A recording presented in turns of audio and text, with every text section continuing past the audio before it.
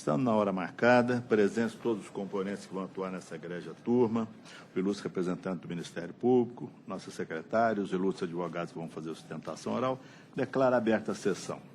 Inicialmente, submeto à aprovação dos eminentes colegas a ata da sessão anterior e, não havendo qualquer objeção, declaro aprovada. Inicialmente, eu queria fazer um registro, um voto de pesar com a família doutora Edmar Freire, funcionário do Egrégio Tribunal de Justiça, falecido no sábado, até um evento de congraçamento dos servidores daquele tribunal, teve um mal súbito e veio a falecer. Então, a esposa dele também, doutora Marília, funcionária do Egrégio Tribunal de Justiça, nosso voto de pesar e fazer um ofício à família enlutada. Com a nossa adesão? Com a adesão do Ministério Público. Da OAB e da Mata, senhor presidente. Da OAB e da Mata. Muito obrigado, doutor. Inicialmente, eu tenho aqui, submeter os eminentes colegas também que votam na doutora Maristela e doutor Lucas, um processo, o número 42 da pauta, em que são partes Otacílio Teixeira da Silva e Souza Cruz S.A. O ilustre advogado doutor Vitor Russomano Júnior juntou uma petição dizendo o seguinte, que ele tem contrato de exclusividade com um determinado cliente e que hoje ele tem uma audiência em Recife, então não pôde comparecer. Esse processo havia sido adiado uma vez, não havia? Não, ele não havia sido adiado. Então, ele está solicitando, está requerendo o adiamento do processo. Pela ordem, senhor presidente. Pois não, doutor. Senhor presidente, realmente o doutor Vitor Russomano tinha sido contratado para esse processo? Doutor, o senhor podia falar... Pois não. Porque a gente não está ouvindo, pois não. Senhor presidente, peço para Vossa Excelência para desconsiderar o pedido de adiamento, porque em virtude de Vossa Excelência apreciar na sessão, a empresa ficou com receio de eventualmente ser indeferido e acabou me pedindo para vir. Então, o doutor Vitor Russomano era o advogado contratado para esse caso, mas nesse caso agora eu requeiro a juntada de subestabelecimento e peço para Vossa Excelência para incluir em julgamento. Perfeito. Tá então fica sem efeito o requerimento feito pelo doutor Vitor Russomano Júnior, o ilustre procurador juntou o instrumento de procuração e nós vamos passar o julgamento desse processo, já que mencionamos. É o processo 42 da pauta. Ao pregão. Bom, trata-se do processo número 42 da pauta, em que são partes Otacílio Teixeira da Silva e Souza Cruz S.A., número do processo é 02828-2013-104, e nós temos como advogado inscrito o doutor Eli Taliuli Júnior, que fala pela Souza Cruz. Eu sou o relator e a minha proposta de voto é o seguinte, conhecer de ambos os recursos ordinários no mérito, dar provimento parcial ao apelo da reclamada para reduzir o valor da indenização por danos morais para 50 mil e negar provimento ao apelo do reclamante. Reduzir o valor optado da condenação para 65 mil, com custo de 1.300 pela reclamada, que poderá pleitear a devolução do excesso na forma da Instrução Normativa 2/2009 da Secretaria do Tesouro Nacional, a ser providenciado pela diretoria da Secretaria de Assuntos Orçamentários e Contábeis desse egrégio tribunal. Essa é a minha proposta de voto. Com a palavra, o ilustre procurador da reclamada. Muito obrigado, senhor presidente. Egrégia turma, agradeço a deferência quanto à questão da apreciação de imediato do processo e saliento a Vossas Excelências que esse caso se trata do painel sensorial da Souza Cruz, em que o reclamante, admitido em 1978, confessou no processo que é fumante compulsivo desde 1978 e por volta de 97 a 2000, pouco mais de 2 anos, participou de um processo facultativo da empresa, porque o processo ele é a questão do painel sensorial, da avaliação sensorial do tabaco. E nesse processo, o reclamante depôs em juízo, falando que no painel era 1 cigarro por dia que ele experimentava. Vossa Excelência já conhece a questão da dinâmica do painel. E nesse caso, não se traga o cigarro. A avaliação é feita somente na percepção bucal. Tem-se que o egrégio Tribunal Superior do Trabalho, apreciando a natureza da atividade, manteve a licitude da profissão, inclusive prevista no Código Brasileiro de Ocupações.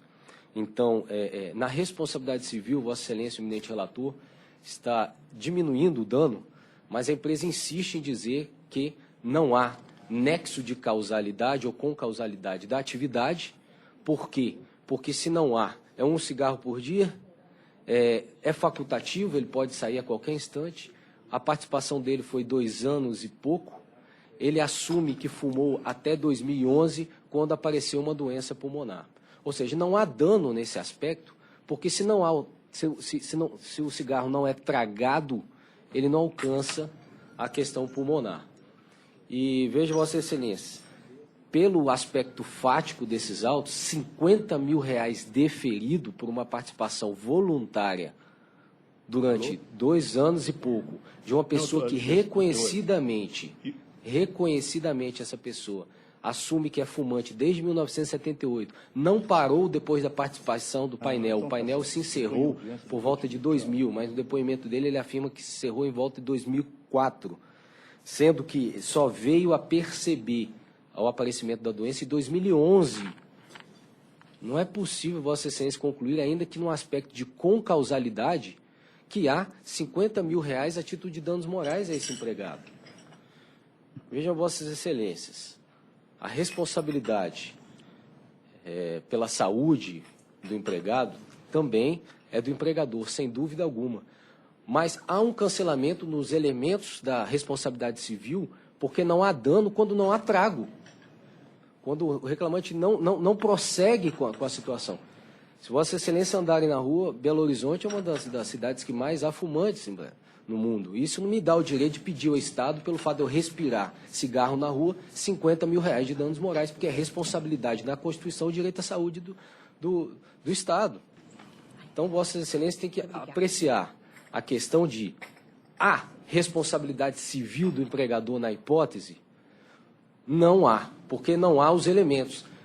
Vossas Excelências, apreciando o caso, percebe que não houve perícia médica realizada nos autos. E vão apreciar a decisão qual foi. O juiz se remete a, consultando a rede de informações, concluo que a doença tem aspecto peculiar e tal. Ele não informou a fonte da informação, é uma decisão surpresa para a parte, porque ele, em sentença, ele fala, consultando a rede de informações, não cita a fonte de onde ele extraiu a informação. Vossa Excelência pode confirmar essa situação, está na sentença. Tem-se que a doença é uma doença pulmonar. Se a doença é pulmonar e não há trago, o reclamante não traga, não chega-se à conclusão de que há dano. Mas não só esse aspecto, ponderando a Vossas Excelências, outros aspectos, como, por exemplo, doenças profissionais, como LER, acidentes, R$50 mil, é caso de grande quantia para quem participou num período pequeno e diante das circunstâncias fáticas ora expostas a Vossa Excelência. Então, Vossa Excelência sabe que o juízo de Uberlândia tem essa particularidade na apreciação, mas acaba que fere o contraditório nessa hipótese quando o juiz, em sentença, fala que colheu as informações sem perícia na rede de informações e não informa de onde. Como que a parte vai verificar se aquela informação procede ou não? Isso é uma doença multifatorial, uma doença com vários aspectos. Então, tem o aspecto peculiar, central, da liberdade da atividade econômica, assegurada pela Constituição Federal. De um outro lado, o enfrentamento do direito à saúde do empregado quando não há possibilidade de dano, quando ele não traga aquele cigarro. E as questões fáticas de fumar antes e fumar muito tempo depois, por aparecimento em 2011, quando o painel se encerrou ou em 2000 ou em 2004, não há fundamento sólido, fático, jurídico, para Vossa Excelência assentarem, ainda que pedindo a máxima vênia ao eminente relator, em R$50 mil na hipótese do caso concreto. Basta apreciar o precedente da ação civil pública que foi julgada perante o Tribunal Superior do Trabalho, em relação a esse aspecto, que considera atividade ilícita e que defere numa ação civil pública R$1 milhão, diante das circunstâncias fáticas desse processo, R$50 mil está além dos princípios da razoabilidade e da proporcionalidade. Então, pedindo a máxima vênia, eminente relator, a empresa entende que, nesse caso, seria a hipótese de excluir a responsabilidade do empregador ou, ao menos, reduzir o quantitativo indenizatório hora definido por Vossa Excelência. Muito obrigado, senhor presidente.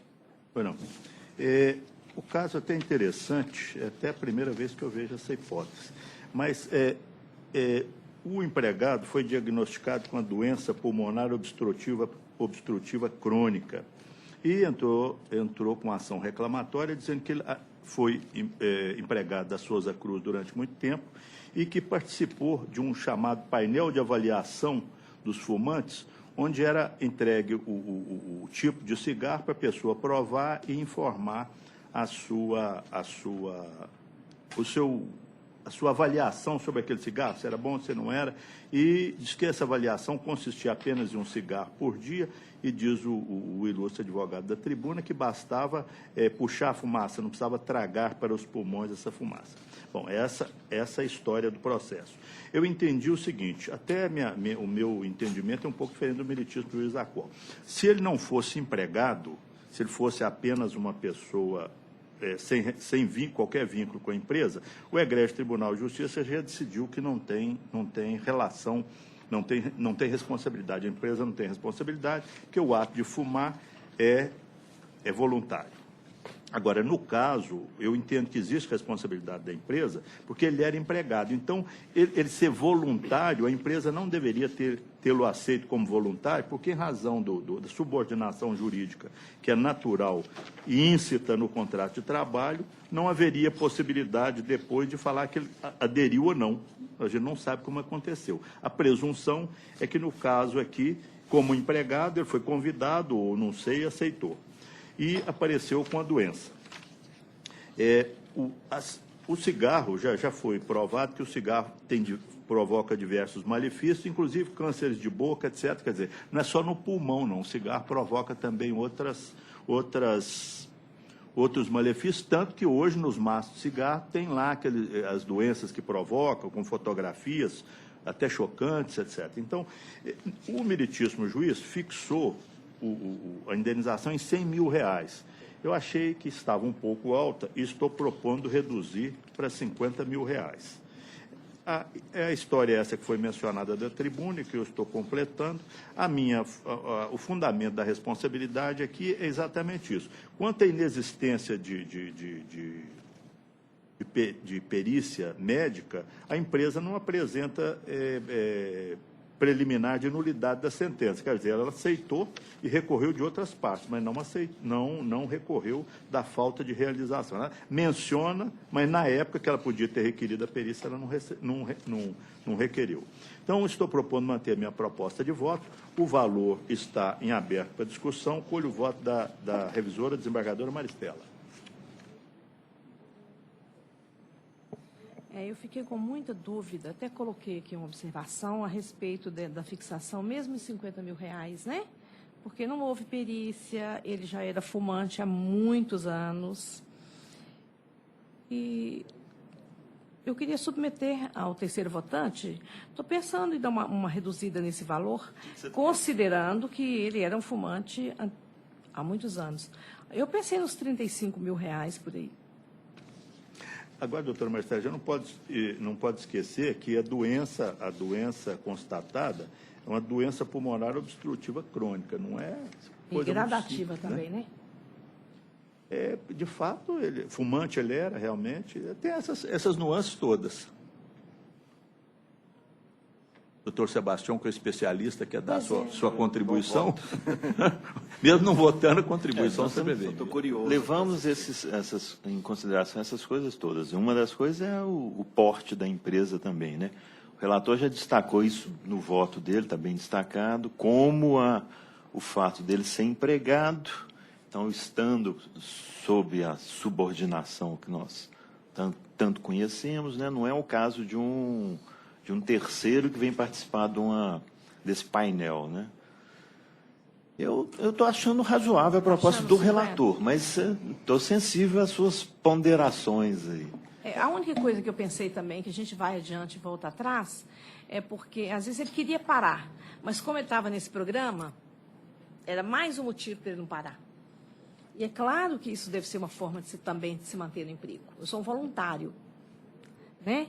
Então, eu fiquei pensando assim, às vezes ele pensava, eu vou parar, não, mas eu não vou parar. Ou às vezes, tentava parar, mas fumava aquele cigarro ali, a vontade retornava.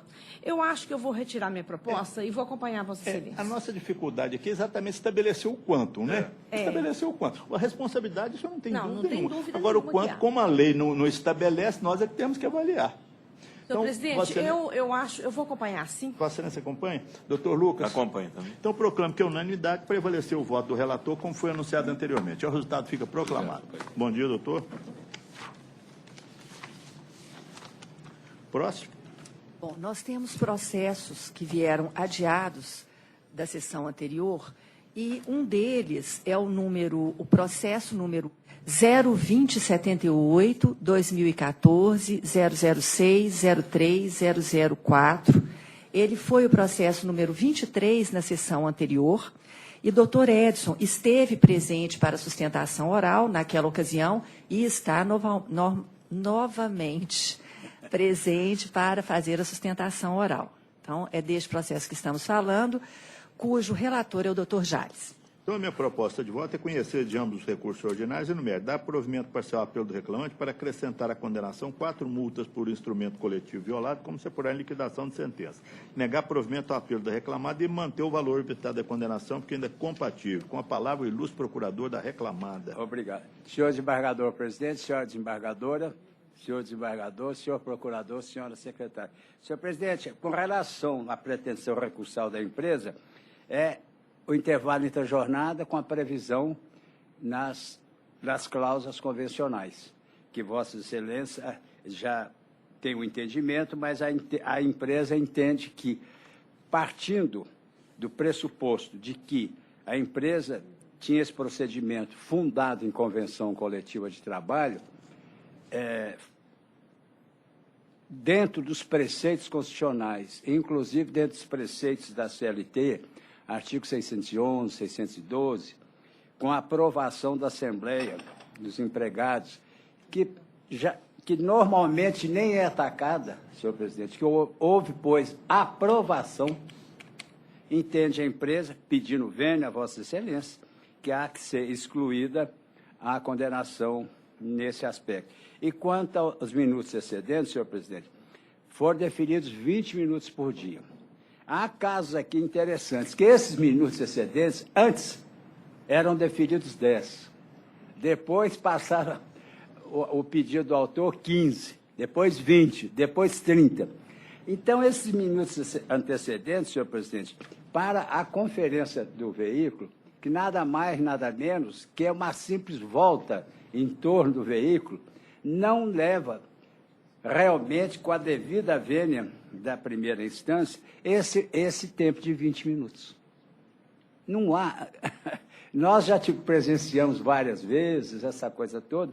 Realmente, se acontecer, uns 10 minutos seriam suficientes, mais que suficientes, porque o ônibus já vem revisado, abastecido, já vem pronto para a viagem. O que ele faz? Ele dá um chute no pneu, às vezes pega um martelo, bate, e não faz mais do que isso. O combustível, essa coisa toda, é vista de dentro dos instrumentos do próprio ônibus. Assim sendo, pedindo vênia a Vossa Excelência que, se for banido, que seja realmente extraída a condenação. E quanto ao recurso do autor, espera que seja mantida a respeitável sentença, negando-se-lhe provimento. Eu que espero e muito obrigado. Meu entendimento é até o que foi relatado da tribuna. Por exemplo, em relação às normas coletivas, eu sempre acolho, mas o entendimento que prevalece no Colente-ST e também nessa egrégia turma, por maioria, não é o mesmo. Agora, no caso, tem também uma particularidade. Esse caso, a nova redação do artigo 5º, o parágrafo 5º do artigo 71 da CLT, passou a vigorar em 17/4, mas o contrato do reclamante acabou em 14/1/2015. Quer dizer, ele não foi atingido pela nova lei. Essa é a razão porque eu não fiz nem a minha anotação de ressalva de fundamentos. Nos minutos residuais também é a mesma coisa. Como decidido a folha 380 da sentença, a testemunha inquirida por carta precatória, folha 319, confirmou a alegação da defesa que o tempo despendido na conferência do veículo era anotado na papeleta de controle de jornada, sendo, portanto, considerado no laudo pericial contado por falta de prova de seu pagamento. Quer dizer que aqui estava anotado, é um caso diferente, estava anotado, esses minutos residuais estavam anotados na papeleta e foram apropriados pelo perito. Então, nesse caso, não existe possibilidade de excluir por essas razões. Essas são as partes do recurso que foram sustentadas da tribuna. Colho o voto da revisora, desembargadora Maristela. Pois não, senhor presidente. Em relação aos repousos semanais remunerados, o perito apurou que não havia diferença. Só que há uma matéria de direito, né? E que não incumbia o perito apreciar e adentrar nela, que é a questão da concessão de folga após o 7º dia. Então, é de fácil constatação nos controles de ponto que ele realmente trabalhou nessa condição. Eu estou citando, por exemplo, o período de 21 a 27 de maio, em que ele trabalhou 7 dias sem folga. Então, eu estou dando provimento para deferir o pagamento dos repousos semanais remunerados em dobro no período em que o autor laborou 7 dias ou mais consecutivos sem folga, com reflexo nas férias, mais um terço, 13º salários e no FGTS. Com relação às horas extras, o perito apurou a diferença partindo da compensação mensal prevista nas normas coletivas. Só que as normas coletivas autorizam a compensação mensal, mas condicionando a realização de assembleia dos empregados no prazo de 30 dias a contar da notificação da empresa pelo sindicato profissional. E ainda assim, ela exige manifestação individual do empregado, que deverá ser homologada por uma comissão paritária, como se infere do inciso 4 do item 4.2, e não veio aos autos essa prova. O reclamante firmou um ajuste individual, mas lá no ajuste individual não fala se a compensação é mensal, presumindo-se que seja semanal. Então, e ainda assim, havia prestação habitual de horas extras, além das horas extras registradas nos cartões, os 20 minutos que não foram pagos.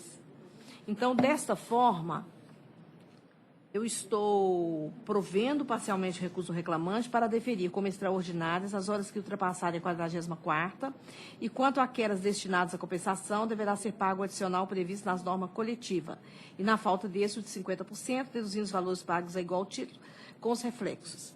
Eu estou entendendo que, por serem habituais as horas extras, esse ajuste de compensação ele é inválido. Então, estou aplicando a súmula 85, inciso 4º, e deferindo as horas extras na forma como mencionei. E estou acrescentando uma multa por conta da não observância das cláusulas que tratam da compensação de jornada. No recurso da reclamada, eu estou dando provimento para excluir os reflexos das parcelas deferidas sobre aviso prévio e multa de 40%. Porque na inicial o reclamante afirma que continua trabalhando, mas a reclamada juntou um TRCT, demonstrando que ele foi dispensado por justa causa. Então, é essa a minha proposta de divergência, senhor presidente. Antes do voto do terceiro votante, eu só explico a Vossa Excelência, em relação ao recurso do reclamante, esses repousos semanais remunerados, está lá no julgamento do recurso do reclamante, que isso foi feito uma perícia contábil na fase de conhecimento. E o perito, examinando os documentos, não achou diferenças, nem de horas extras, nem de dobra dos repousos, está as folhas 334, 346, 349. São os quadros demonstrativos e 4. Ele não achou diferenças nesse caso e também nas horas extras. Foram apuradas em perícia contábil. É só essa observação que eu queria fazer. Tá. Que consta, inclusive, do voto. Pois é, eu analisei a perícia, inclusive eu conheço muito esse perito, ele já fez perícia lá na vara que eu trabalhava, mas ele não aprofundou nessa matéria de direito, que é a concessão de repouso após o 7º dia. E também ele não adentrou, porque não poderia fazê-lo, da descaracterização da compensação, porque havia hora extra habitual. Vossa Excelência mantém a divergência? Mantenho. Terceiro votante, desembargador Lucas. Eu peço, vendo a divergência, para acompanhar o relator. Eu também estou dando valor aqui à apuração feita pela perícia, bem como os valores anotados pela própria recorrente, como a prova demonstrou aqui, nos nas papeletas, né, inclusive o tempo gasto dos minutos residuais antes da viagem, etc. Então, peço vênia, eu estou acompanhando o relator. Ah, mas esses minutos residuais eu não estou deferindo, não. E quanto ao recurso da reclamada, porque foram deferidos reflexos de horas extras sobre aviso prévio e multa, e ele foi dispensado por justa causa. Aqui, doutora Maristela, esse fato não foi alegado no recurso. Não, mas quem pede mais, pede o menos. Você pediu para tirar tudo? Eu prefiro manter o voto assim. Doutor Lucas, como vota? Também. Também? Tá. Então, eu proclamo que, por maioria, prevaleceu o voto do relator. A doutora Maristela ficou vencida em parte no recurso do reclamante, nos repousos semanais, nas horas extras e nas multas convencionais. E no recurso da reclamada, nos reflexos das horas extras. Está certo? Doutor Edson, eu estou rindo porque eu fiz uma perícia em cima dessa perícia, por isso que eu estou rindo, viu? Hein? Não, mas eu não avancei, porque lá, como foi apontado aqui, lá no início havia uma colocação. Então, prevaleceu o voto do relator, como foi anunciado anteriormente. Obrigado, senhor. Bom dia, doutor. Próximo. Vamos aproveitar o doutor Edson na tribuna. Isso. E peço a vossas excelências para se plugarem no PJE, na sessão do doutor Sebastião, que é às 9h10. Doutor Sebastião, às 9h10. Isso. Nós vamos ao processo número 55, em que o doutor Edson fará a sustentação oral no lugar da doutora Graça Dourado. Ele falará pela recorrente reclamada. 55. Pode fazer o pregão, por favor. É o processo 11764-67-2015, em que são recorrentes Elter Vieira de Melo e Conservo Serviços Gerais Limitada. Palavra eminente relator. Senhor presidente, esse processo envolve aqui a Fazenda Modelo, que é um órgão do FMG, uma autarquia federal. Eu recebi aqui uma petição requerendo a nulidade, porque não houve notificação da Fazenda Pública.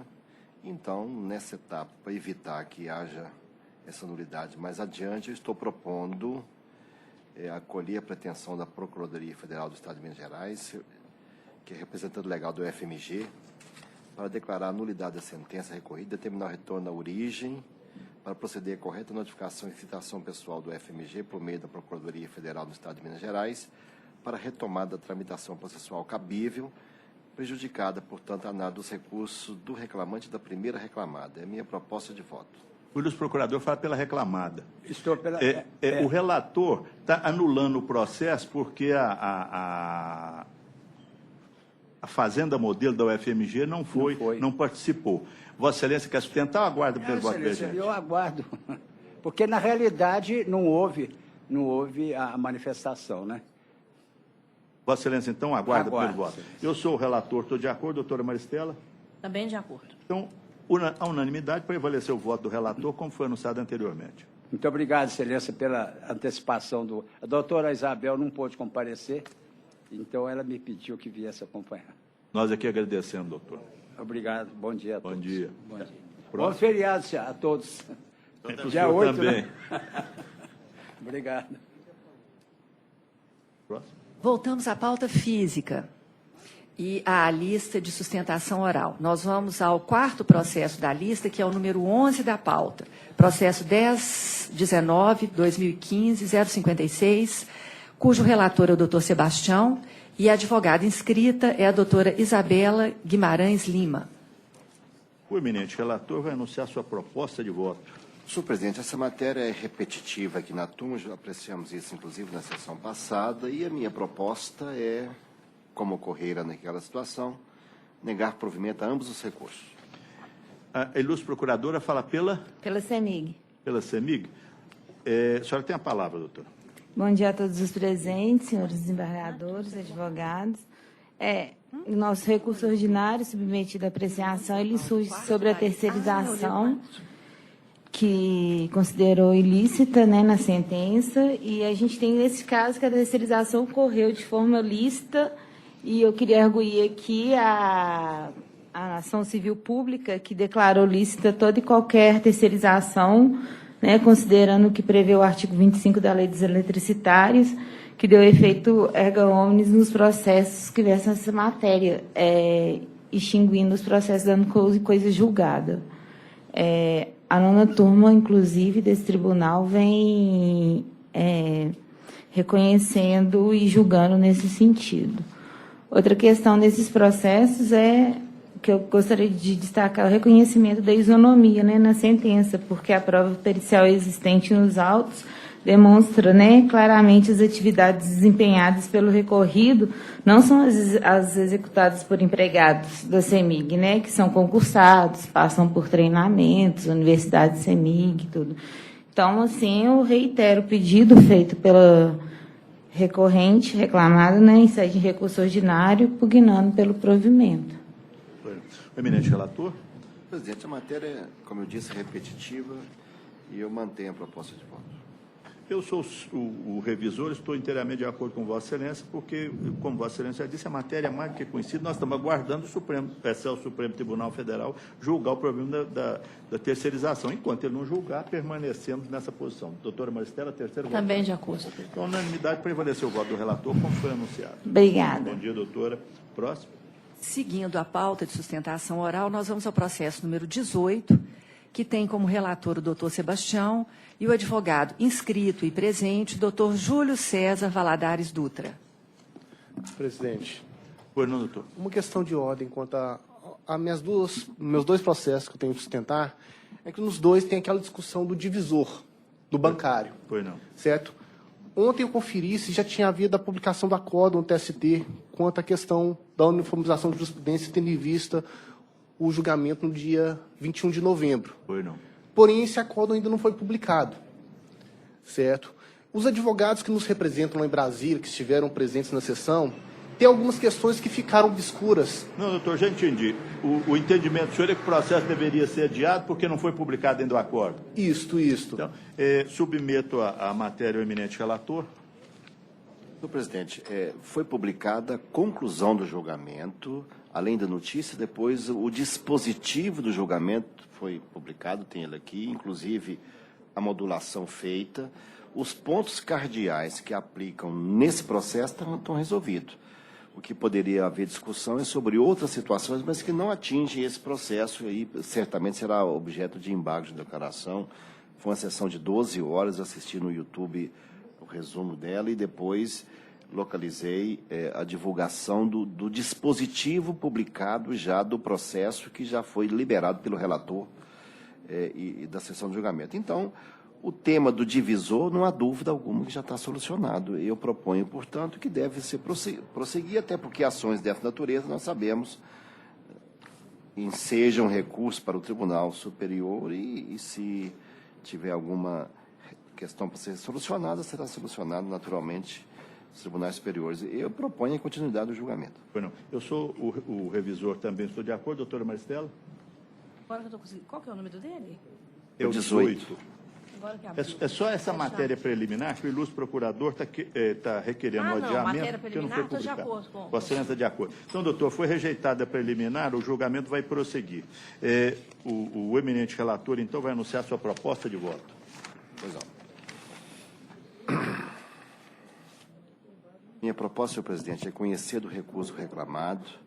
No mérito, estou lhe propondo dar parcial provimento para determinar, observando o divisor 180 na apuração das horas extras, excluir da condenação a repercussão dos repousos semanais remunerados enriquecidas das horas extras sobre os demais reflexos deferidos. E quanto ao recurso da reclamante, estou propondo dar provimento para acrescentar a inclusão dos valores pagos a título de auxílio alimentação, cuja integração foi deferida na sentença, para efeito de repasse das contribuições devidas à DESBAN, conforme se porá em liquidação, e inclusão dos valores deferidos a título de horas extras para efeito de repasse também à DESBAN, e a repercussão dos reflexos das horas extras deferidas em repouso, férias, mais 1/3, 13º adicional por tempo de serviço, adicional são 115, deferido na sentença. E estou indicando as parcelas, a natureza das parcelas para fins previdenciários e mantendo o valor atribuído à condenação, porque eu entendo que ainda é compatível. Minha proposta de voto. O ilustre procurador fala pela reclamante, não é isso? Correto. O senhor tem a palavra, doutor. Bom dia a todos, a qual cumprimento o ilustre relator. A questão, então, vou me ater à questão do divisor, certo? Algumas questões restaram obscuras no acórdão, na decisão do TST, na própria seção, quanto à questão matemática, para se chegar ao divisor aplicável bancário de 6 e 8 horas. No caso em tela, estou reconhecido o direito da autora à jornada de 6 horas. Conforme sabemos, o bancário que trabalha na jornada de 6 horas, nos termos do caput do artigo 224 da CLT, trabalha 30 horas semanais. O próprio TST, no dispositivo do acórdão que restou divulgado, chegou a uma discussão durante a sessão quantas semanas que teriam um mês. Então, dividiram 30 dias no mês por 7 dias da semana e concluíram que o mês possui 4,28 semanas, e não 5 semanas, conforme alguns entendimentos que chegaram a ser suscitados na sessão. Se pegarmos 4,28 semanas e multiplicar por 30 horas semanais que trabalha um bancário sujeito à jornada de 6 horas, chegaremos a um divisor de 128. Se considerar esses 4,28 semanas vezes 36 horas semanais, incluindo o domingo, que é dia de descanso, chegaremos ao divisor 154. E nunca se chega ao divisor 180, conforme a conclusão que teve a SDI1 do TST. O bancário sujeito à jornada de 8 horas, a mesma questão, a mesma matemática. Não se chega ao divisor 200, ao divisor 220, certo? Mas sim ao divisor 200, que inclusive está constando na súmula 431. Então, pela questão matemática, evitando a discussão do sábado, se é dia de repouso ou não se chega nunca ao divisor 180, conforme concluiu o dispositivo do voto do TST. Razão pela qual entendemos que deve ser mantido o divisor 150, ou que seja feito o cálculo matemático correto para a apuração desse divisor. Pois, pelo dispositivo de voto que consta no site do TST, pela notícia publicada, pela matemática ali divulgada, não se chega ao divisor 180 para o bancário sujeito à jornada de 6 horas. Razão pela qual essa questão ainda vai ter uma discussão maior pelo fato da SDI ter julgado uma alteração de uma súmula que somente o pleno do TST poderia alterar, e não a SDI. Então, essa é uma questão de mérito que ainda vai ser resolvida no processo após a publicação da acórdão. Razão pela qual vem requerer que seja mantido o divisor 150 aplicado em primeira instância. Obrigado. Com a palavra, eminente relator. Senhor presidente, essa foi a discussão que teve lá, mas ela ficou vencida. O voto diz que a apuração do divisor será feita pela jornada trabalhada. Então, se trabalha 6 horas por dia, 6 vezes 30, 180. Inclusive, enfatizou um dos itens da decisão, não sendo válida a multiplicação por 5. É um ponto de vista, alguns ministros defendiam ele, o ministro Zé Roberto era um deles, por exemplo, acompanhei o julgamento, mas esse entendimento ficou vencido. Nessa parte não tem dúvida alguma. Foi uma maioria, consagrou esse entendimento, pode haver dúvida em outros detalhes, mas não neste especificamente. E até essa questão, o número grande que tivemos de desistência contra o divisor, porque na liquidação final não é um valor tão expressivo. Por isso que a maioria estava até desistindo dessa discussão para ter o processo julgado e não tê-lo paralisado, né? Entendemos, portanto, que a definição está tomada. Foi claro que apura-se pelo número de horas trabalhadas no dia útil, e o sábado é dia útil não trabalhado, não interfere nessa situação. Então, mesmo do ponto de vista matemático, consagrou-se que calcula dessa forma, e a redação foi clara. O ponto de vista defendido pelo advogado é o pensamento de alguns ministros, mas que ficaram vencidos, e, portanto, prevalece o divisor 180, quanto a isso não há dúvida alguma. O fato de ter a SDI, isso será apreciado, mas, pelo entendimento que ainda encontrei com alguns ministros do TST depois do julgamento, certamente em outras situações isso vai ser encaminhado de outra forma. Nesse caso, já está divulgado assim, é o que vai prevalecer, eu imagino, é o que eu calculo que deve acontecer, e, portanto, o nosso principal papel não é retardar o julgamento do processo, é acelerar. Certamente, processo dessa natureza, com advogados combativos como tal, vão terminar mesmo nos tribunais superiores. Se tiver algum outro ajuste, acertarão por lá. Eu entendo, vou aplicar o divisor 180, porque é o que ficou consagrado numa sessão longa de 12 horas para discutir esse tema. Senhor presidente, eu sou revisor. Nesse ponto, estou acompanhando Vossa Excelência é testemunha que eu sempre falei isso desde o começo, fiquei vencido desde o começo. É um artificialismo que começaram a empregar e a coisa foi complicando cada vez mais. Toda a vida se apurou. É o número de horas trabalhadas vezes 30, é o que está na lei. Então, esses artificialismos parece que agora vão começar eu acho que eles prejudicam até a imagem da Justiça do Trabalho perante o público. Eu acho que agora eles começaram a ser cortados. Espero que continue desse jeito. Esse sempre foi o meu entendimento.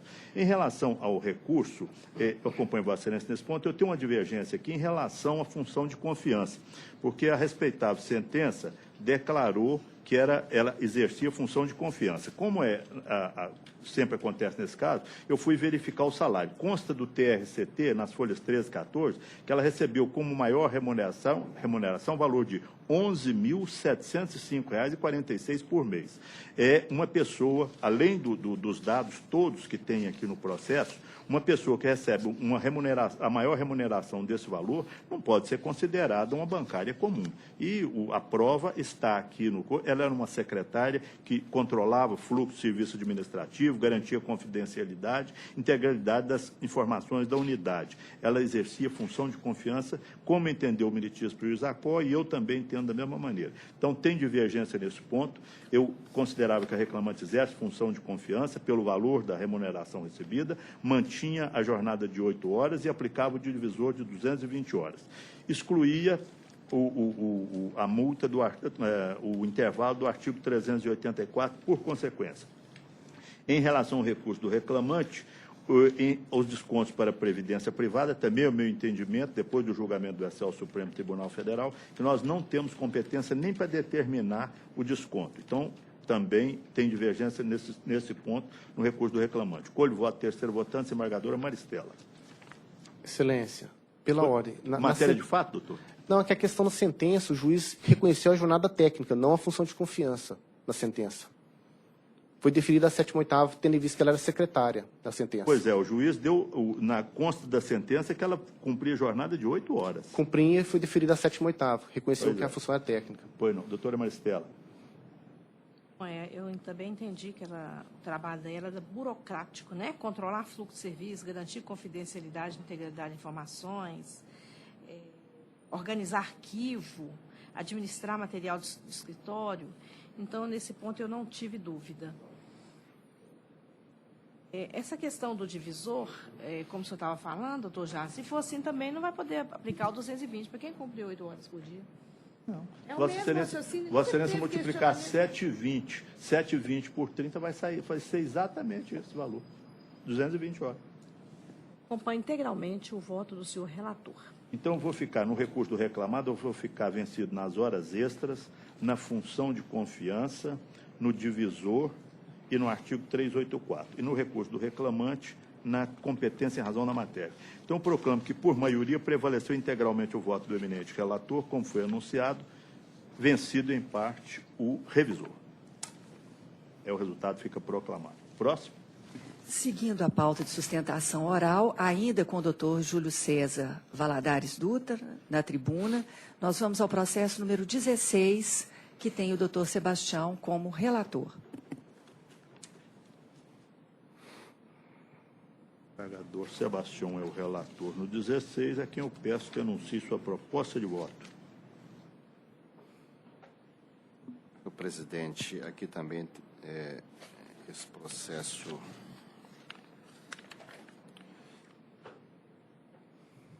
com 2 recursos, né, Gabriel e Banco do Brasil.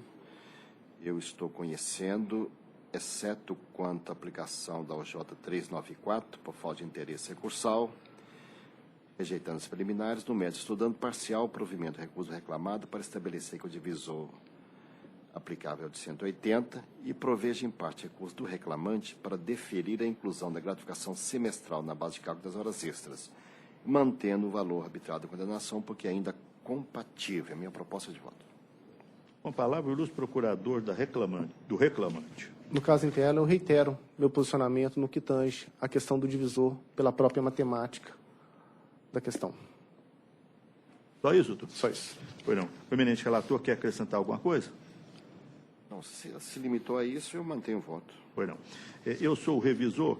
No recurso do reclamado, minha divergência é em relação à incompetência da contribuição para Previ, incompetência da Justiça do Trabalho, fico vencido nesse ponto, e na compensação da gratificação de função, que aqui também eu aplico aquela OJ provisória 71 da SDI. No recurso do reclamante, estou de acordo com o voto do eminente relator. Colho o voto da terceira votante, desembargadora Maristela. De acordo? Então, eu proclamo que, por maioria, prevaleceu integralmente o voto do eminente relator. A unanimidade no recurso do reclamante e no recurso do reclamado por maioria, eu fico vencido na incompetência e na compensação da gratificação de função. O resultado fica proclamado. Obrigado, bom trabalho a todos. Bom dia, doutor. Próximo. Nós temos uma inscrição que foi feita pouco antes do início da sessão para sustentação oral no processo número 26 da pauta. Trata-se da doutora Poliana Bicalho, que falará no processo 269-2015-004, que tem como relator o doutor Jales. Pois não. Inicialmente, eu informo que recebi o memorial de sustentação oral, que foi lido com a devida atenção, e as partes são Banco Citibank S.A. e Marcelo Fonseca Marques. Minha proposta de voto é conhecer de ambos os recursos ordinários e, no mérito, dar provimento parcial ao apelo do reclamado para 1. Enquadrar o reclamante na exceção do parágrafo 2º, artigo 224 CLT, sendo devidas as horas extras excedentes da 8ª diária. Excluir da condenação as horas extras relativas ao intervalo entre a jornada. E 3. Determinar a restrição prevista na orientação jurisprudencial número 394 da SDI 1 do colente TST no cálculo dos reflexos das horas extras. Nego provimento ao apelo do reclamante. Mantido o valor optado da condenação porque ainda é compatível. Essa é a minha proposta de voto. A ilustre procuradora fala pelo Citibank. Pelo Citibank. Então, a senhora tem a palavra, doutora. Eu gostaria de ouvir o voto dos demais, Excelência, se possível. Se houver divergência, eu retorno a palavra a Vossa Excelência. Muito obrigada. Desembargadora Maristela. Tenho um pouco em dúvida com relação a esse provimento em considerar a reclamante como cargo de confiança, mas o padrão salarial dela era de 10.871. Apesar das declarações das testemunhas, o cargo gerente de relacionamento 3, com salário desse, derruba as informações. Anterior foi o meu argumento. Não, hoje foi secretário, aquele lá estava bem discriminado as atividades, né? Organizar arquivo, secretariar, mas nesse caso não. Então eu estou acompanhando Vossa Excelência integralmente. Não. Terceiro votante, desembargador Lucas. De acordo. Então eu proclamo que a unanimidade prevaleceu o voto do relator, como foi anunciado anteriormente. O resultado fica proclamado. Obrigada, Excelência. Bom dia, doutora. Bom dia. Próximo. Excelências, nós vamos agora à sustentação oral dos processos eletrônicos, porque os advogados inscritos e presentes para a pauta física já terminaram. Então, vamos agora aos processos eletrônicos. Sessão do doutor Sebastião, às 9h10. Temos o processo número 56, que é o 11.812, em que o doutor Carime Abreu Sader Júnior fará sustentação oral em nome da CIA. 56, com a palavra o ilustre desembargador relator.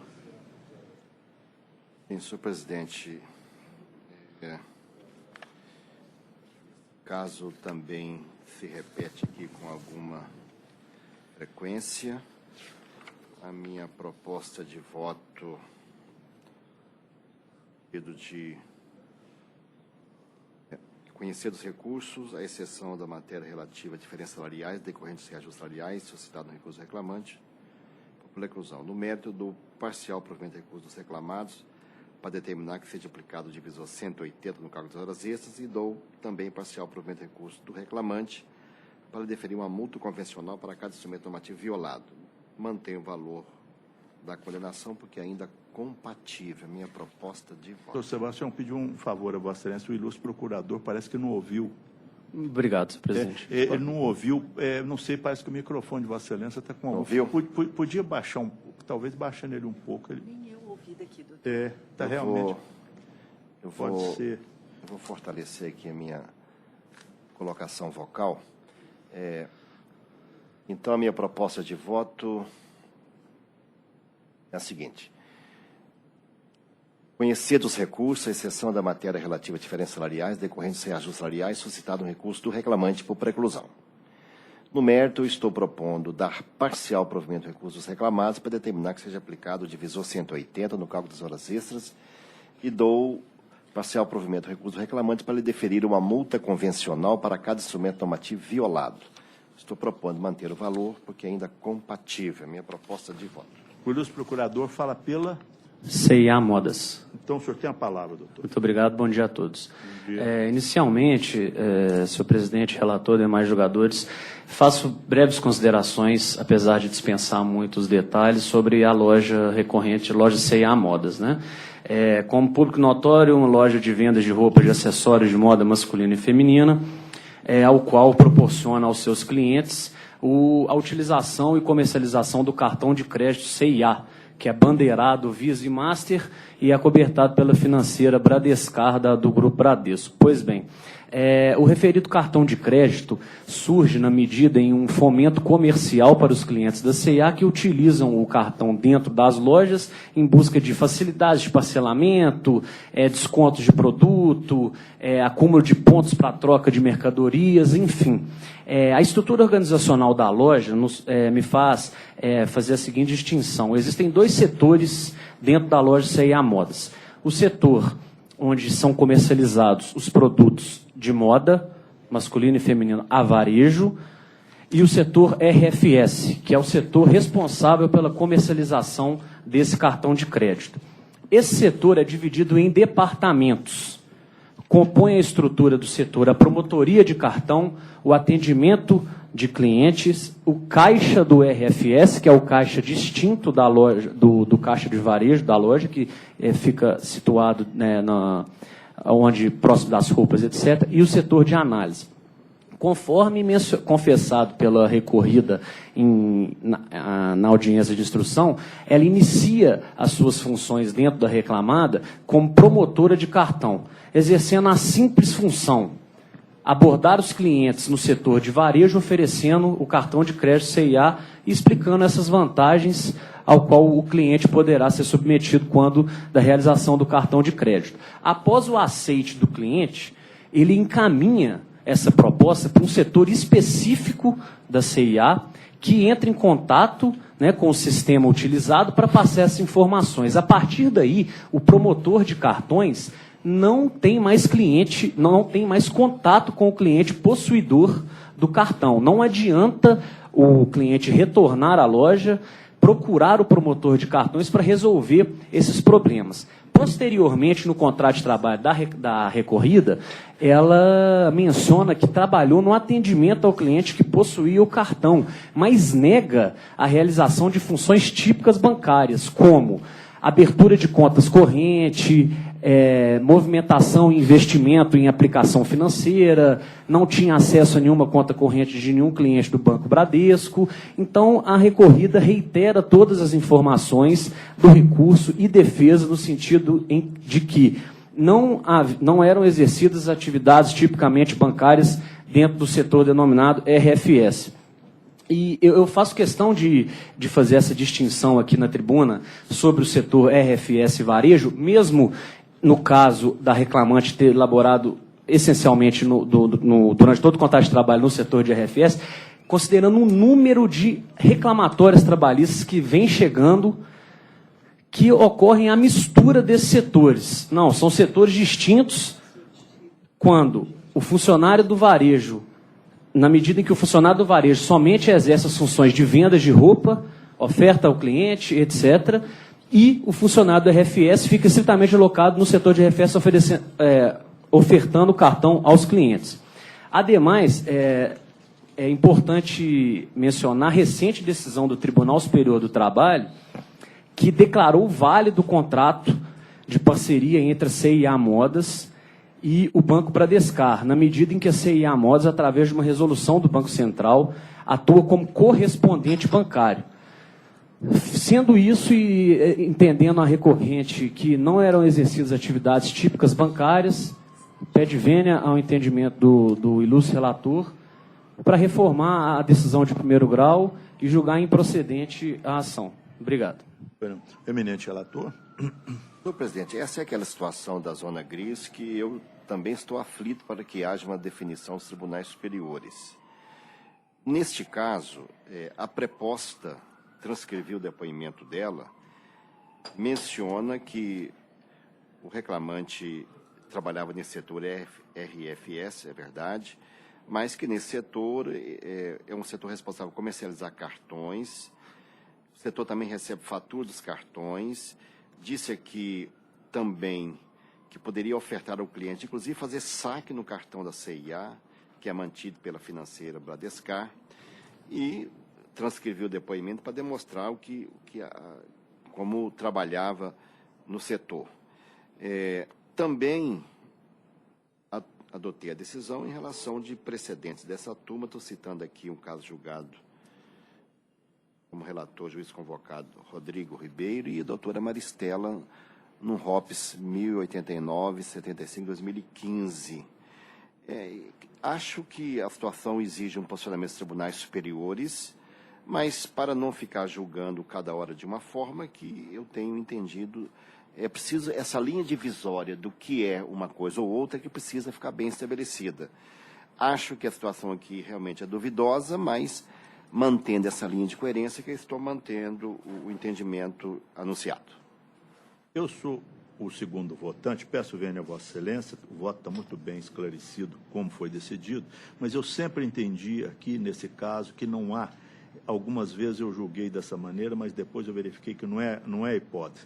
A reclamante trabalhava na loja, era uma empregada da loja, era uma comerciária e, portanto, eu entendo que nós não podemos mudar a relação de emprego que ela firmou como comerciária para bancária só porque ela trabalhava com cartão de crédito atendendo aos clientes da loja. Ela não atendia os clientes do banco, ela atendia os clientes da loja. Então, por essa razão, peço vênia a Vossa Excelência, eu discordo aqui no tema fundamental, que é o reconhecimento como bancário. Entendo que não havia terceirização, não havia ilicitude e, portanto, eu mantinha a reclamante como comerciária, com jornada de 8 horas e as demais consequências. Essa é a minha divergência. Colho o voto do terceiro votante, desembargadora Maristela. Eu acompanho o voto do senhor relator. Então, eu proclamo que, por maioria, prevaleceu o voto do eminente relator, vencido o segundo votante. É o resultado. Obrigado, bom dia. Bom dia, doutor.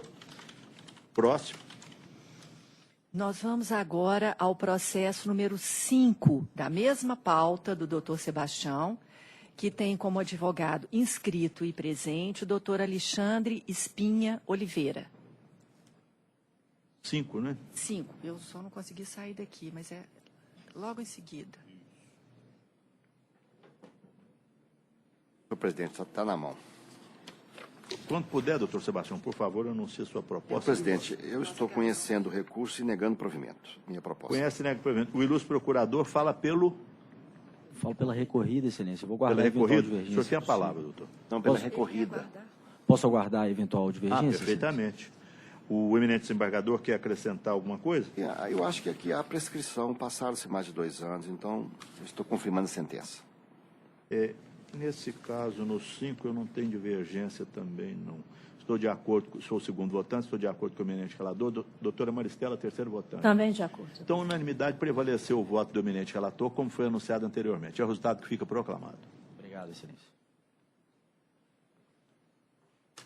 Próximo.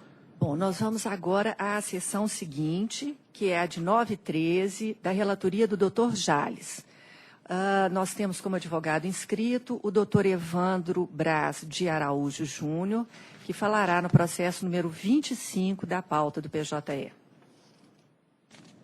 25 da pauta. Só para manusear a pauta, a gente já leva um bom tempo. Uai, mas é um caderno, né? Cadê? Verdadeiro caderno, professor. Minutinho só, por favor, doutor. Então, é o processo 11.440.23/2015. Não, doutor, desculpe. É o processo 10.611, desculpa, 11.440. É isso mesmo, né? 25, 11.440, Vilma das Dores Rocha, Caixa Econômica Federal. A minha proposta de voto é conhecer do presente recurso ordinário e, no mérito, negar-lhe provimento. O ilustre procurador fala pela reclamante? Tem a palavra, doutor. Excelentíssimo senhor desembargador, presidente secretário da turma, demais membros que acompanham, doutor representante do Ministério Público, senhora secretária e demais presentes. Excelência, trata-se aqui de matéria já corriqueira, conhecida dessa casa, que é a questão do auxílio alimentação, né, que foi estendido aos aposentados e pensionistas da Caixa Econômica Federal, né, por meio de sua empregadora. Né, situação essa que, né, foi incluída ou, né, incorporada ao contrato de trabalho, no caso da reclamante, né, admitida em 89, cuja situação perdurou até fevereiro de 95, quando somente a partir de então foi suprimido o auxílio alimentação aos aposentados e pensionistas. Todavia, tal fato não pode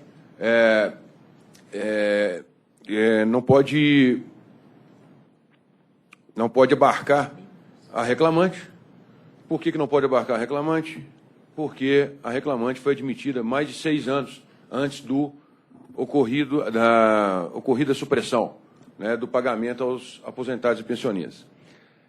Excelência, sabemos que a súmula 51.1, ela diz expressamente que as regras, né, a serem observadas, né, os normativos das empresas que devem ser observados são aqueles da época da admissão do obreiro, né, e, no caso presente, a obreira, quando foi admitida, estava ainda em vigor a extensão aos aposentados e pensionistas da verba auxílio alimentação, né, e paga pela empregadora Caixa Econômica Federal. E, além disso, excelência, temos também a OJ, né, transitória número 51, que também, né, pacificou a matéria frente ao Colento TST, né, no sentido de que deve ser, sim, pago aos aposentados e pensionistas da Caixa Econômica Federal a verba auxílio alimentação após suas aposentadorias, né, e pensão por morte. Né. Isso por quê? Porque a Caixa se obrigou, né, a assim proceder para todos aqueles que foram admitidos até fevereiro de 95. Né. Apenas não teriam direito aqueles admitidos posteriormente a essa data. Mas até esta data de fevereiro de 95, todos eles têm direito adquirido, né, por ter se tornado um ato jurídico também perfeito e acabado. Então, excelência, pedindo vênia ao eminente relator, rogo para que seja dado provimento ao recurso da obreira. Por quê, excelência? Porque estamos diante aqui, né, independente, né, do caráter salarial, indenizatório da verba, estamos aqui diante, né, de uma situação consolidada para a obreira, né, um direito adquirido da obreira, que foi admitida antes de determinada a supressão. Então, incorporou ao contrato de trabalho dela essa possibilidade de receber o auxílio alimentação mesmo após a sua aposentadoria e pensão, ou, no caso, aposentadoria, mas poderia ser também a pensão por morte, porque estendeu-se os aposentados e pensionistas por ato da própria diretoria da reclamada, excelência. Peço, então, para que seja feita justiça e que seja dado provimento ao recurso obreiro com a condenação da reclamada nos termos da inicial. Muito obrigado, excelência. Não. Em princípio, se a gente fosse verificar só a matéria relativa à aposentadoria, a Justiça do Trabalho seria até incompetente de acordo com a decisão do acesso ao Supremo Tribunal Federal. Porque, no caso aqui, se é aposentadoria, a matéria deveria ser julgada na Justiça Federal, porque a Caixa é uma empresa pública. Mas, no caso, ou na Justiça Comum, dependendo da hipótese. Mas aqui, no caso, nós já julgamos aqui diversas vezes que para aqueles empregados admitidos até 1º de 9 de 1987, existe direito adquirido, portanto, inciso 36, artigo 5º da Constituição Federal, eles têm direito a essa aposentadoria. Mas aqueles que foram admitidos depois de 1987, e a reclamante foi admitida em 21 de 8 de 89, depois de 1º de 9 de 87, houve transmudação da natureza jurídica desse auxílio, que passou a constar da convenção coletiva, e quando a reclamante foi admitida, a convenção coletiva já dava a natureza natureza indenizatória dessa parcela. Então, por essa razão, eu estou mantendo a minha proposta de voto, já julgamos aqui diversas vezes nesse sentido, entendo que não houve modificação do entendimento do colégio do TST. Excelência, só uma questão fática, posso? Matéria de fato, pois não, doutor? Não, sim, só uma matéria de fato, coisa rápida. Essa questão do acordo coletivo de trabalho 87, né, frisa que até 95, embora com essa acordo coletivo de trabalho ainda, né, vamos dizer, em vigor, né, e até 95 a Caixa pagava aos aposentados e pensionistas dela a verba auxílio alimentação. Né? Ou seja, embora presente o acordo coletivo de trabalho. Então, eu estou dizendo que ela foi admitida em 21/8/89 e que o direito seria a partir de 1/9/87. Se tem algum erro na data, o senhor pode me corrigir, que eu vou verificar. Não, sim, eu estou falando que a supressão ocorreu em 95. Isso é matéria de direito, doutor. O senhor já havia sustentado. Nós estamos tratando agora da matéria de fato. Se o senhor tiver matéria de fato, tem alguma divergência quanto a essas datas?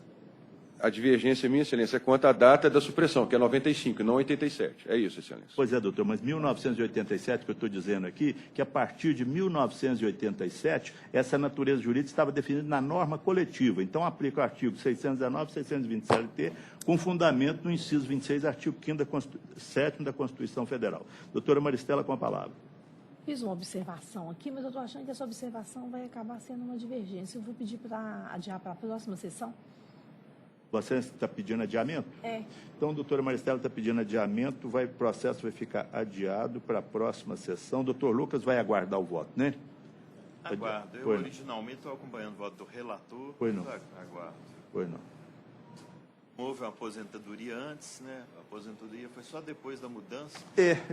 Como nós temos decidido anterior. Então, a pedido da relatora, houve sustentação oral, o relator proferiu o seu voto e a eminente segunda votante pediu adiamento. O julgamento será concluído na próxima sessão e o ilustre advogado já fica intimado desse adiamento. Obrigado, excelência. Bom dia, doutor. Até logo. Próximo. Vamos passar rapidamente nessa pauta do doutor Jales. Lá no processo 33, é um ED. 33. O advogado do terceiro interessado está presente no auditório, ele pede para ouvir o julgamento. Perfeitamente. 33. É o processo 10.161-68.2016.5030012. Viação São Geraldo e Andreoni. 33. Sim, é um ED. É um ED. 10.161/68/2016, Viação São Geraldo, Andreoni Márcio Xavier. A minha proposta de voto é conhecer dos presentes embargos de declaração e enumerar negar esse provimento, aplicando ainda a cada um dos embargantes a multa de 2%, previsto no parágrafo único parágrafo 2º, artigo 1026 CPC, a favor do Fundo de Amparo do FAT, Fundo de Amparo do Trabalhador. Essa é a minha proposta de voto. Colho o voto segunda votante, desembargadora Maristela. De acordo, senhor presidente. Doutor Lucas. De acordo também. Então, esse é o resultado, fica proclamado. Eu vou acrescentar aí que a multa fica deferida a favor do FAT. Isso. Próximo. Bom, nós vamos agora à sessão de 9 e 19, que tem o doutor Lucas como relator. Nessa sessão, ao processo número 2, em que temos como advogado inscrito, ou para o qual temos como advogado inscrito, o doutor Clésio Rodrigues Alves Júnior. 2 da pauta do eminente desembargador Lucas Vanucci Lins. Quando ele tiver condição, por favor, pode anunciar sua proposta de voto.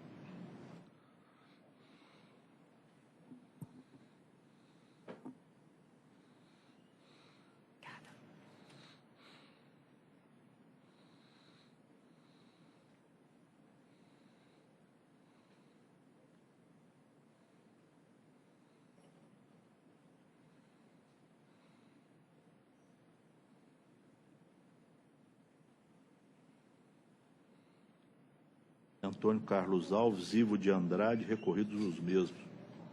Aqui já abriu, doutor Lucas, ainda está demorando. Posso anunciar a conclusão? Perfeitamente. A conclusão da minha proposta de voto, eu estou conhecendo dos recursos no mérito do provimento parcial ao apelo do réu para determinar que a estabilidade provisória do autor vai até o dia 26 de novembro de 2016. Dou provimento parcial ao recurso do autor para acrescer a condenação, o pagamento de indenização substitutiva no valor de R$ 581 mensais no período de 27 de novembro de 2015 a 4 de abril de 2016, mantendo o valor da condenação porque ainda é compatível. O ilustre procurador fala pela... Reclamado, excelência. Então, o senhor tem a palavra, doutor. Obrigado, excelência. Bom dia aos nobres desembargadores, desembargadoras, secretário, doutor Ministério Público. Eu gostaria só de salientar, primeiramente, que trata-se de um sítio, um pequeno sítio, onde possui 3 empregados e o reclamado fabrica um queijo artesanal. E esse fato aí foi o seguinte: o próprio reclamante, em seu depoimento pessoal, ele disse que estava ajudando o senhor a cortar capim, né, quando ele se aproximou da cortadeira e enfiou a mão, né, na cortadeira, e ocasionando aí a sua lesão, né. Então, trata-se de um ato inseguro praticado pelo próprio reclamante, como se pode ver até do seu depoimento e da própria perícia. Temos aí que essa corte já também, recentemente, num caso, claro que esse aqui não tem o valor, né, baixo, mas um caso também da segunda turma, houve aí uma redução, né, nos danos morais, da ordem de R$400 mil, onde ficou esclarecido que não há existência de culpa do empregador pelas regras do artigo 186 do Código Civil e inciso 18 do artigo 7º da Constituição Federal. É onde peço vênia aí aos nobres desembargadores para que seja dada a valoração à prova e, então, excluída da condenação a pensão mensal vitalícia e a compensação por danos morais e estéticos arbitrada na condenação. Obrigado. Doutor, parece que eu não ouvi direito. O senhor falou indenização de R$400 mil? Não, eu citei um outro caso onde essa turma também reduziu a condenação que havia sido arbitrada na primeira instância, que era de R$400 mil, reduziu a zero. Né? Não é um caso semelhante, mas a questão da culpa. Né? Eu pensei que fosse nesse caso aqui. Não, Com a palavra, eminente relator. Pois não, senhor presidente. Realmente, uma das questões mais difíceis é essa ressaltada da tribuna, que é dosar essa indenização quando nós chegamos à conclusão que existe uma culpa e que merece ser indenizada, né? Foi nesse caso aqui, apesar dos amplos fundamentos trazidos pelo recurso e da sustentação oral, eu também fiquei entendendo que ficou demonstrado uma certa negligência em como o serviço era prestado, apesar de ser por um trabalhador rural com mais anos de experiência, mas o uso da ferramenta que ele utilizada pelos empregados para o corte do capim, a forma como isso era feito na fazenda, eu achei que era de uma forma negligente e criava uma grande insegurança, e o que acabou gerando esse acidente do trabalho. E realmente foi muito difícil definir esse valor da indenização, mas eu entendi que foi bem sopesado o tamanho do dano sofrido pelo empregado e também o empregador, o tipo de empregador. Então, é nesse sentido que eu entendo que deve ser mantido o voto e mantendo essa condenação, que no caso aqui foi de R$18 mil, e mantendo o valor da pensão pelo tempo que o reclamante ficou afastado, impossibilidade de desempenhar suas tarefas. Segundo votante, eminente desembargador Sebastião Geraldo. Senhor presidente, eu olhei aqui os depoimentos. Teve uma testemunha indicada pelo reclamado. O fato em controvérsia ocorreu, a única dúvida poderia ocorrer na dosimetria, no arbitramento do dano. Acho que o juiz de primeiro grau ponderou isso adequadamente. Estou entendendo que o valor está razoável. Acho que houve uma parte, só talvez valesse apenas enfatizar na fundamentação que esse valor engloba dano moral e dano estético, né, que teve uma parte que o dano foi dano estético. São institutos independentes, mas os 18 mil está abrangendo os 2 danos. Estou acompanhando o eminente relator. Vossa Excelência está propondo reduzir os danos morais para 13, os danos materiais, individualizar, né? Separando 13 mil para os danos morais, 5 mil para danos estéticos. Ou então dizer que engloba os dois valores, né? Porque não são apenas os danos morais. Então prevalece o voto do relator. Eu fiquei na dúvida aqui, porque aqui fala perda da ponta do dedo. Eu fiquei na dúvida, como o doutor Lucas mesmo já enfatizou, a dificuldade é dosar esses valores, que é muito complicado. E trabalho rural, eu também fiquei há uma culpa concorrente, de qualquer maneira, há uma culpa concorrente. Eu fiquei na dúvida aqui. Mas eu vou ficar vencido em parte, então, porque eu reduzi o valor da indenização. Mas prevaleceu integralmente o voto do eminente relator, e eu fico vencido em parte porque reduzi o valor da condenação. Esse é o resultado, fica proclamado. Obrigado, Excelência. Bom dia, doutor. Bom dia. Próximo. Terminamos? Bom, terminamos a sustentação oral. Então, propõe que a gente recomece pelos adiados. Tem um adiado que era o número 3 da pauta anterior, agora é o E002, é o processo 957-2003-017. Agravantes Secolão Leonil Prata, agravados Andressa Moreira Sabino, Comercial Virtual Limitada, Microempresa e outros. Eu sou o relator. Doutora Maristela, eu fiz um voto adaptado, mas a doutora Maristela parece que tem uma divergência. Doutora Maristela, como está votando nesse processo? Bom, eu estou acolhendo a preliminar arguída pelo exequente, no sentido de que apenas um dos executados tem procuração nos autos. Então, minha sugestão era para abrir vista para regularizar a representação. Se ultrapassado, eu vou adiantar de uma vez. E, se ultrapassado, eu vou concordar o entendimento originário de Vossa Excelência. Eu havia... Não Eu acho até que é um grupo familiar, sim. Só que o exequente, ele alega que a mãe e sogra desses donos, desses vários sacolões, ela pegou o dinheiro de um supermercado que vendeu para o EPA, parece que foi muito dinheiro, e abriu vários sacolões para as filhas e para os genros. Só que a doutora Marta Halfett fez um voto onde ela fez um cruzamento, onde ela fez indicações, uma cronologia da abertura das empresas. Então, as empresas foram abertas um tempo depois. Eu não posso presumir. E o voto da doutora Marta está muito bem fundamentado. E essa sentença aí só fala assim, os documentos florestais... não, ele fala assim, na sentença originária. Os documentos de florestais demonstram o grupo econômico, mas não demonstra. Eu tive mais certeza de que é um grupo familiar, mas eu não posso presumir. Depois que a única procuração que tem nos autos, a única procuração concedendo poderes para esse advogado continuar na demanda, porque tem procuração de outros advogados.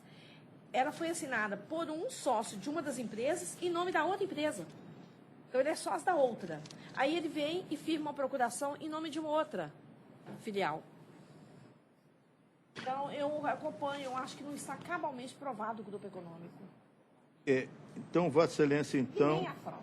Vossa Excelência, então, Mas eu acho que afasta a responsabilidade dos agravados. É isso? Afasto. Assim, com o coração doendo, mas eu não estou vendo jeito de decidir de forma diferente. Meu coração nem dói, porque eu vejo aqui o seguinte, que não existe sócio comum. Porque se tiver sócio comum nos diversos sacolões, aí... mas são parentes, quer dizer, nós vamos dar responsabilidade trabalhista porque ele é parente do outro. Se for assim, nós estamos perdidos. Se tiver um primo, por exemplo, um primo que não lida bem com os negócios, não, ele é parente dele. Quando vê, são irmãos. Mas A devedora principal é mãe e sogra de todos. Mas nada também, eu não posso falar que eles também não tinham dinheiro, não tinham renda própria para montar o sacolão. Pensa bem, Vossa Excelência, se a gente for nessa toada, então a gente tem parentes, nós todos temos parentes. Então, um parente de lá, não, ele é parente do desembargador. Vamos penhorar os bens dele. Por isso que eu estou acompanhando seu entendimento originário. Tá certo. Doutor Lucas? Também? Então, nós vamos dar provimento... Nós vamos dar provimento ao... Como é que ficou aí, doutor? Para declarar a inexistência de grupo econômico Isso. e, com isso, excluir a responsabilidade dos agravados Isso. do polo passivo de execução. É dos agravados? Doutora Maristela?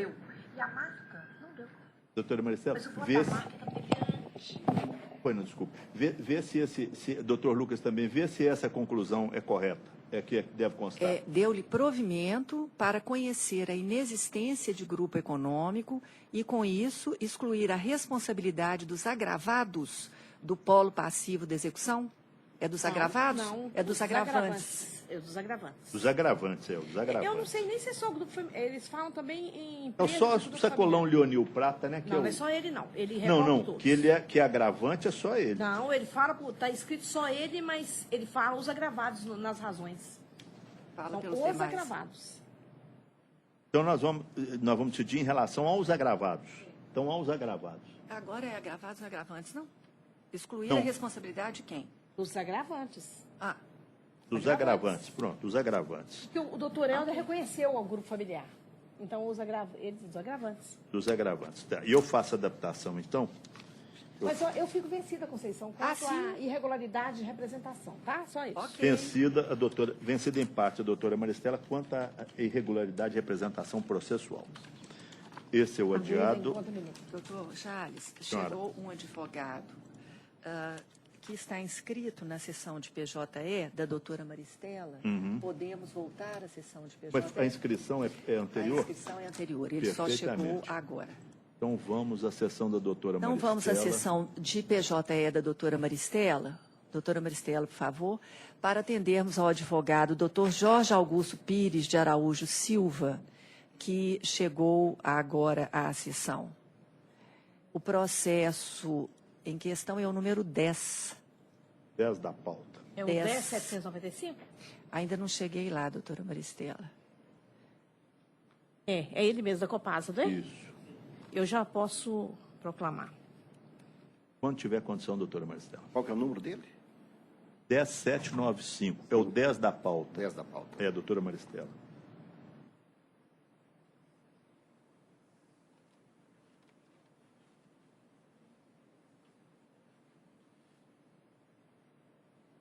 É primeiro.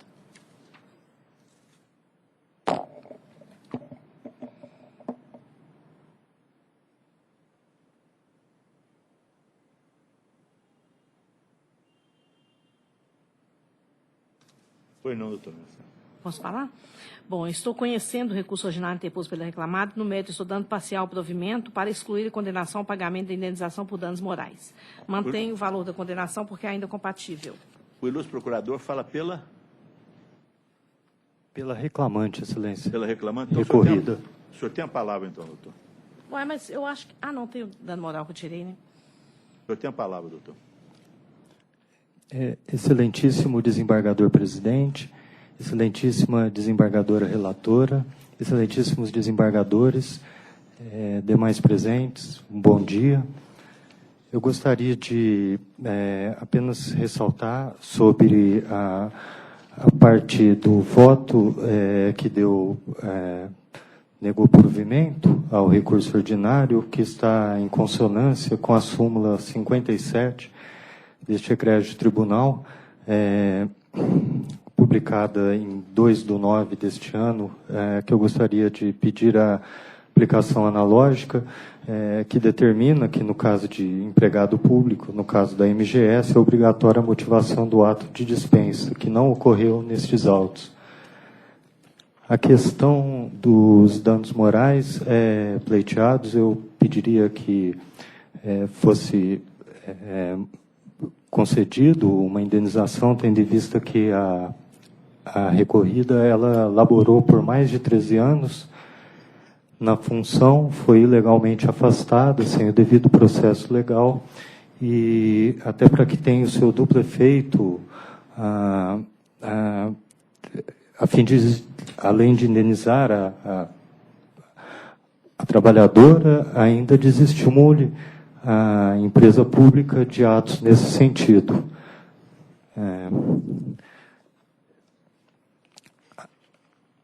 Requeiro seja negado provimento ao recurso da recorrente Copasa. E muito obrigado, um bom dia a todos. Bom dia, doutor. Eminente desembargadora relatora. Bom, o processo me atormentou muito. Tanto me atormentou que eu fiz 2 opções. Porque se não passasse a primeira, eu já tinha os fundamentos da segunda, porque eu entendi assim, o setor da reclamante foi extinto. Né? O que me fez negar provimento a essa questão da reintegração foi o fato de eles terem oferecido para ela se manter no emprego com a jornada dobrada, recebendo o mesmo salário. Mas nós tínhamos fundamentos para dar e negar provimento. Então, se eu mesma, que debrucei sobre esse processo, pedi o adiamento, tive muita dúvida, imagina a empresa na hora de dispensar. Então, por conta disso, eu acho que não cabe indenização por dano moral. Ele ficou no limiar da legalidade, no limiar da licitude. Então, eu entendi que não foi leviana a dispensa da reclamante, não, porque a ela foi oferecido continuar no emprego, embora, como se diz, com uma proposta mais ou menos indecente. Mas, por conta disso, eu acho que não pode prevalecer a indenização por dano moral. O desembargador Lucas, o segundo votante. Estou de acordo com o primeira opção. opção. Terceiro votante, desembargador Sebastião Eu também Geraldo. acho prudente. Aliás, ao que tudo indica, estamos entrando numa era e agora, nessa situação econômica do país, que vamos, em razão das necessidades, vamos ter que ajustar alguns institutos, porque a situação está piorando. Minas hoje declarou calamidade econômica, né? Então, cada vez me lembro mais daquele seminário, aquele congresso que eu fui em Portugal, falando de direito de crise, né? Que há uma singularidade no direito de crise que alguns institutos têm que se adaptar ao período da crise. É semelhante ao direito de guerra. Eu, para te falar a verdade, se essa decisão de calamidade tivesse saído antes, talvez o resultado disso aqui fosse diferente. Eu daria até provimento. Porque extinguiu o setor. Não, mas eu acho que está de bom tamanho. Não, está de bom tamanho. Não vou alterar, não, sabe? Mas eu fiquei muito atormentada com esse processo. Eu acho que nós não podemos ser indiferentes ao cenário, né? Nós não podemos julgar o texto fora do contexto, né? Mas eu estou de acordo. Mas é o tipo do processo, você tinha fundamento para dar e negar. Então, doutora Maristela mantém o voto, desembargador Lucas confirma, doutor Sebastião Geraldo. Eu proclamo que a unanimidade prevaleceu o voto da eminente relatora, como foi anunciado anteriormente. O resultado fica proclamado. Essa é a primeira opção, não é? Obrigado, Primeira excelência. opção. Bom dia, doutor.